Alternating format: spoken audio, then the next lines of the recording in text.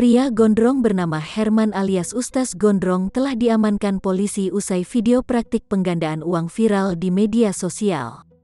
4 karung uang diketahui jadi barang bukti yang turut diamankan kepolisian. Dalam video yang viral, Herman memperlihatkan caranya gandakan uang di rumahnya di Gang Veteran RT 001 RW 003, Kelurahan Bahagia, Kecamatan Babelan, Kabupaten Bekasi, Jawa Barat. Ketua RT setempat Mubaidi atau biasa disapa Ujang mengatakan, polisi datang menjemput Herman pada Minggu tanggal 21 Maret tahun 2021. Kalau dari pihak keluarga bilang dari kemarin siang jam 3. Semalam itu hanya pengambilan barang bukti, kata Ujang dijumpai, Senin tanggal 22 Maret tahun 2021.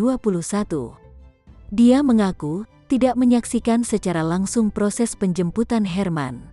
Tetapi, warga tetangga dekat kediaman cukup banyak yang melihat. Bahkan lanjut dia, ketika polisi datang kedua kalinya pada Minggu malam. Warga dekat rumah Herman melihat 4 karung diduga berisi uang dibawa sebagai barang bukti. Duit sih infonya dibawa semua buat barang bukti. Saya dengar dari yang lihat si 4 karung, ucapnya.